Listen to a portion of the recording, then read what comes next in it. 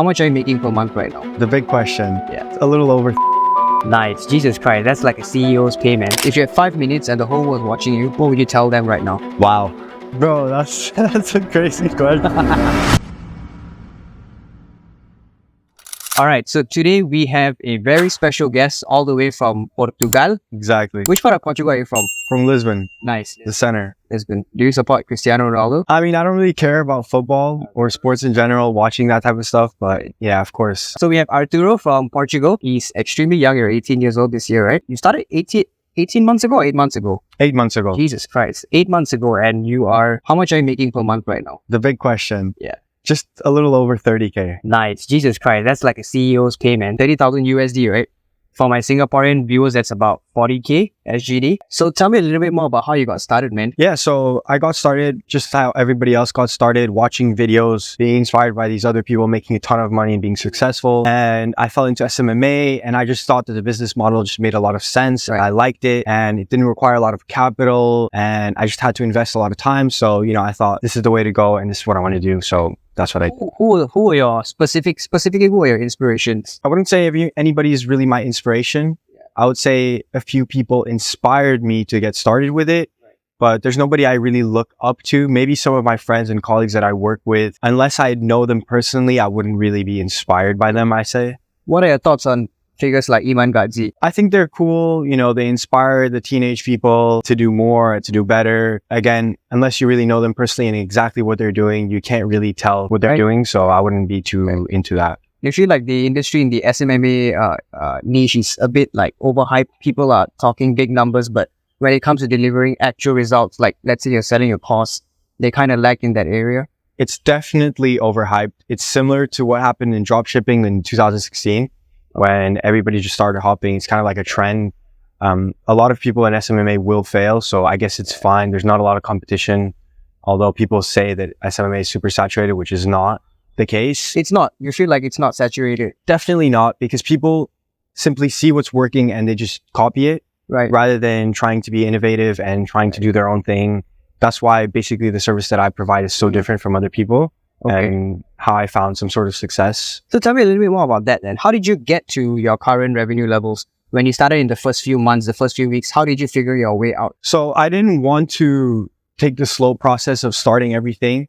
So I just started dumping a lot of money on ads, hiring people. I didn't really know what I was doing, but still, I just wanted that speed. So I just dumped a lot of money. My first 2 months were very red months. Right. The first month I lost around 5K, second month around 7K. Break that down for me. How did you lose that 5K and 7K on what specifically? So just hiring people right off the bat. That's what I thought was the main way to get started quick, which might not be the case, but that is the case that the route that I decided to take. And pretty much a lot of it on ads just ate up all my money, hiring people for service delivery, for appointment setting, outreach, accounts, all of that type of stuff. Right. How did you become, because you see a lot of people when they start at SMMA or any business in general, they try to do everything on their own, right? But how did you get that mentality? I gotta hire people, I gotta find people to do this and that.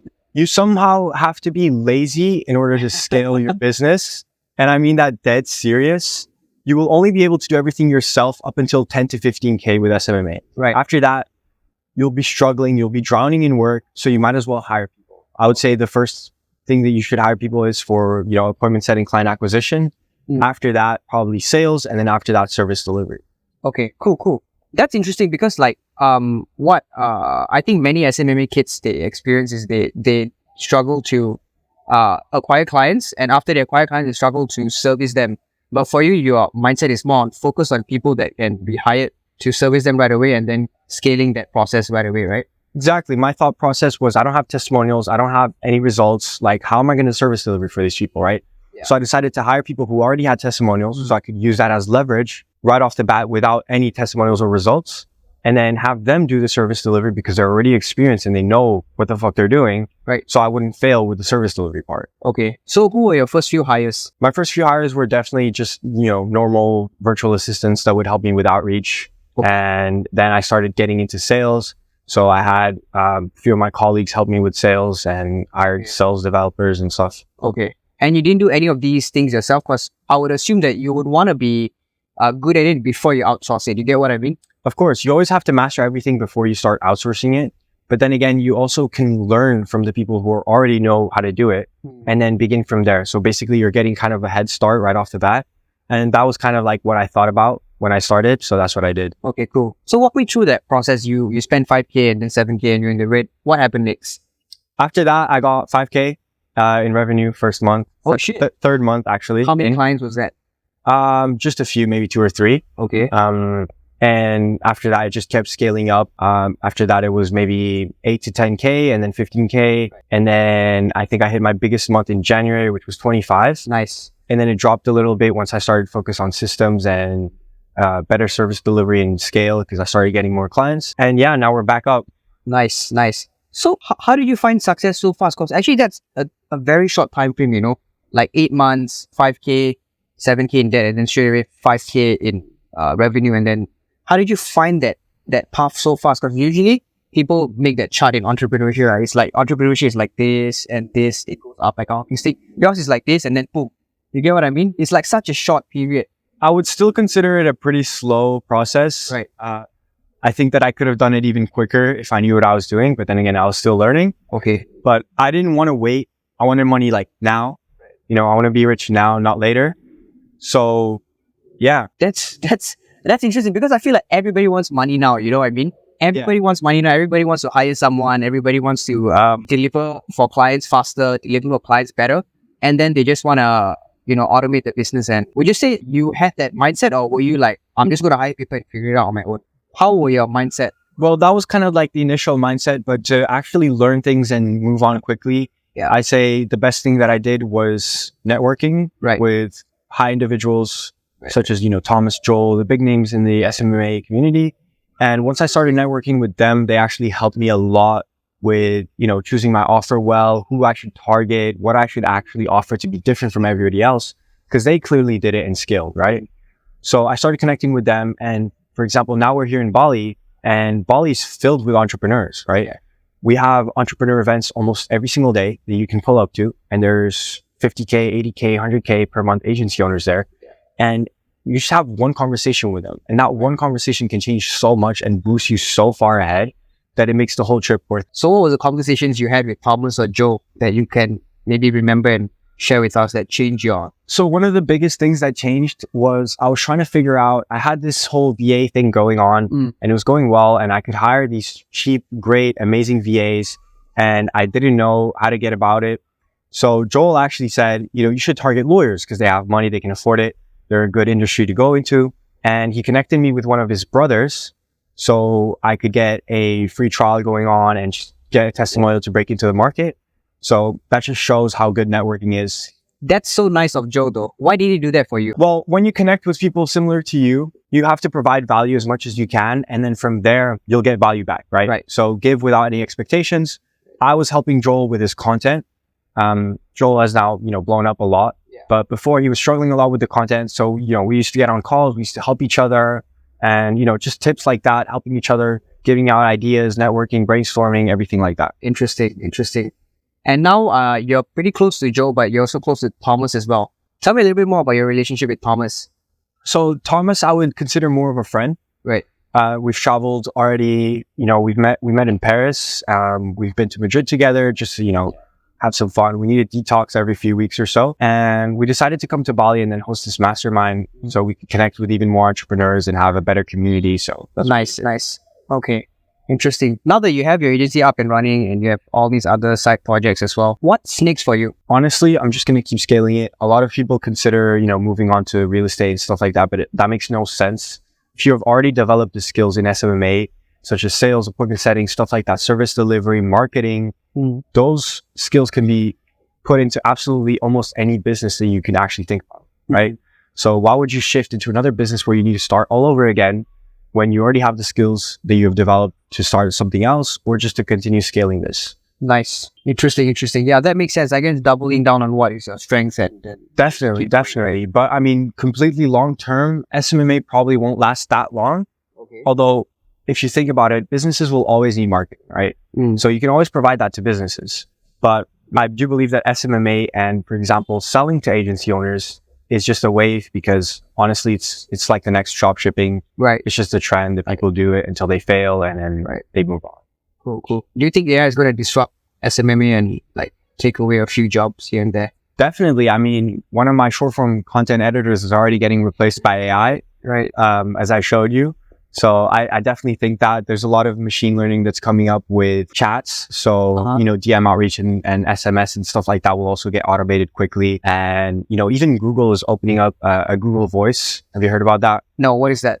When basically you could have an AI call up people like your own personal assistant that can call up, you know, restaurants to make reservations and stuff. Okay. So you can literally use that to cold call people without even needing absolutely anyone. And you could have an AI just cold call people 24/7. You know, when you first started SMMA, people are like, you got to hustle, you got to grind, you got to work long hours. And now that you're at this level where you can hire so many people and have them work for you, how long do you work every day on average? So that's a very good question. My mentality definitely shifted.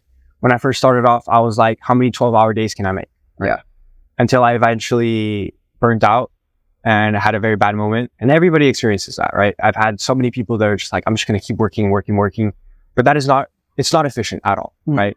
If you're working 12 hours a day and you're only making 30K per month, you know, how else are you going to scale, right? Because you have no more time left. So my idea was, how many people can I hire to replace me on certain jobs to save my time? And now I have a team of around 30 employees and we can work all together around 1,200 hours per week. So just imagine basically yourself working 1,002 hours per week. Right. But specifically for yourself, how many hours do you work? Right now, I work around 4 or 5 hours a day. Nice. Every day? Except Sundays. Okay, cool. Wow, that's impressive, man, at the age of 18. What were you doing before SMMA? I'm curious. I did a lot of Instagram growth and, you know, something called SMM, social media marketing, basically. Just growing people's pages, helping them grow, growing my page. But that was just kind of like a fun hobby, but it still helped me in terms of, you know, sales, DM outreach, stuff like that. So again, skills that you previously learned get passed on into the future. Interesting. So I would say that's where you got your brain for content marketing, right? Like you understood content and how to market yourself. Definitely. Because I was shifting into kind of an influencer phase, you could say. Right. And yeah, from there, I just wanted to create my own personal brand. I was a bit hesitant on it, but eventually my editor was just like, bro, just do it. Stop being a bitch. Just do it. So I did it and it turned out great. We got a lot of networking done. So nice. Yeah, it was definitely very, very beneficial. So that was one of the breakthroughs. You understood the power of branding online, etc. Definitely. Okay. Yeah, okay. But you brand yourself on TikTok specifically, not on Instagram, right?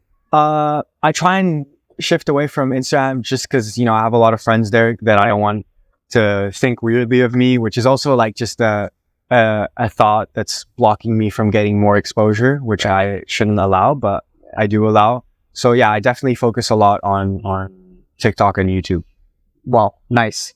And then like, talk to me about your journey. Like when you started YouTube, did you blow up right away? How did you get to where you are on YouTube right now? I got a few videos that blew up pretty decently. Right now, I'm not being very consistent with uploading, but definitely making videos that just have a really good thumbnail, a thumbnail that, you know, predicts kind of like what's going to happen in the video. And then a really interesting title, something that you would probably click on. Right now, we're doing around 20-25 title ideas before we actually choose one. Wow. And as for the video has to be extremely unique. We had one video where we hired some contractors, and instead of just doing a basic video, we did an interview with over 50 of them. Right. I saw that, I think. Exactly. On Upwork. Yeah. And, you know, it was just very interesting. It was very efficient. No one had seen that type of way of doing it. So it was, you know, eventually just blew up. Interesting. Tell me about your education background. Like in school, were you the odd one out, and what did you study? And are you still currently schooling? So I finished school early last year around June. So finish school, what level? Like high school. High school? Okay. Yeah. So, you know, around this time last year. And from there, I was just like, okay, what do I do now? Because my whole family wanted me to go to university. Okay. I didn't want to go to university, obviously. Yeah.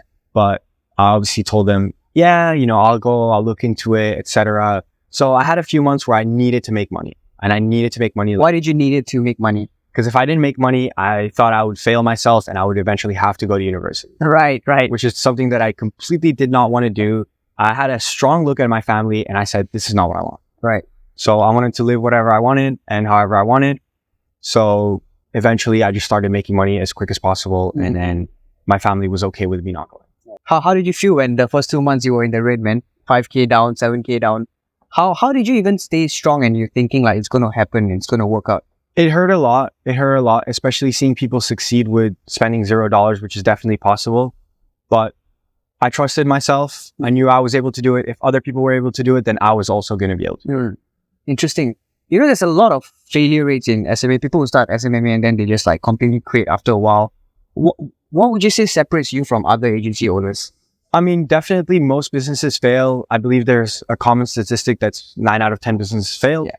So if you just keep doing it, you'll eventually not fail, right? If you just keep doing the same thing over and over and over, obviously changing some things that fail, then you'll be able to succeed. It's just a matter of time. What's your advice to SMMA owners or just people who are starting businesses online in general? What would be your advice to them? My advice would be just work smart, work as smart as you can, be as efficient as you can, and just be as consistent. There's no point in working 12 hours a day. You're better off working a consistent 4 or 5 hour day every single day and just doing as much as you can, being as organized as you can, you know, just general advice. But if people actually take into it and stay disciplined, disciplined in different areas of their lives, such as the gym or any type of other sport or anything like that, then they'll find success in other areas too. Your work days and your routine, you're talking about going to the gym. How's your schedule like right now on a daily basis? So usually I'll wake up around 10. Okay. You know, with the time difference, I have to stay up pretty late. Yeah. So I'll wake up around 10 a.m. I'll get around a few hours of deep work, just myself, no one else. Around 12, we start team calls. We have around 3 per day, every single day. Right. And my team takes the rest of the calls. I don't have to be there anymore. And around 1 to 2 p.m.-ish, I go to the gym for a few hours, maybe 2-3 hours. And then I'm back for another few hours and I'm done with the day. What's your thoughts on people say you got to wake up at 4 a.m., 5 a.m., 3 a.m., you got to work out, you got to have that specific morning routine. Otherwise your day is going to be... It's kind of stupid to have a morning routine. The best morning routine is just to get up and go work. Honestly, you're losing your efficiency by doing all these different things. I just get up, I shower, I can grab a coffee and I'm ready to work. So that's honestly the most ideal thing to do. But, you know, everyone has their own thing that works. If your morning routine is to wake up at 4 a.m. and that's the most efficient thing, then go for it. That's not what I do. That's not what works for me. But I think everybody has a different type of body and different type of mentality that works differently. Cool. Now that you have a ton of cash flow in, and I'm assuming you are better off than most 18-year-old kids. Are you planning to invest your money and diversify into other income sources? Definitely. There's always different things that you could upsell to your current clients and different programs that you can always open up. You always have to be constantly adding new things to be different from the other people in the market, because eventually people will start copying you.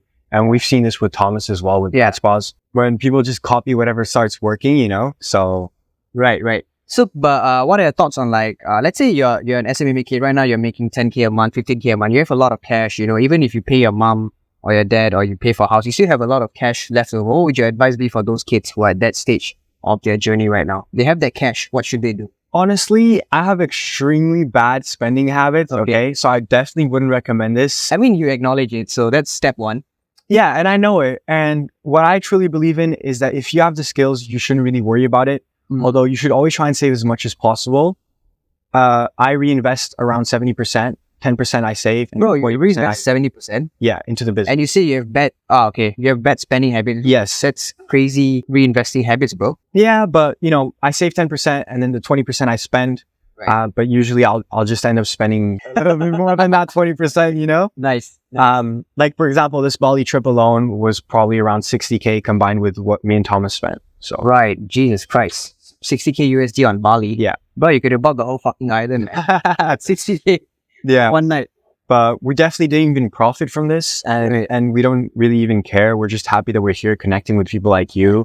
And just having a good time networking with people, because that's what really lasts forever. So yeah, if you have the skills for it, you'll always be able to make money again. True. That's very true. I gotta ask though, like for now that you've been to Bali, do you plan to move here? Probably not. Bali's cool. I like it, but only for like a few weeks, 2-3 weeks. My home is Europe. I really like Europe. Why do you like Europe?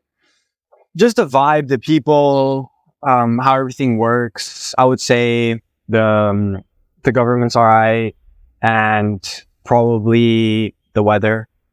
I like Europe weather, honestly. Like I'm dying out here in Bali, honestly. Funky hot, man. Yeah. Okay, interesting. Because a lot of people, when they are like digital nomads, they love Bali, man. They love to come in, they love to stay in the sun, they love sweating, they love the nature and everything. But okay, yeah. From what we've met, all the people also usually don't stay here a long time. Usually, the max we've seen is 6 months. Yeah, and then the average that we've seen is a good few weeks. Okay, interesting. Are you the sort of person that loves their bling bling, their shiny things that you put all over, like Lambos, gold watches, Patek Philips? Would you be that sort of person in the future, or are you? I'm not entirely sure. Probably not.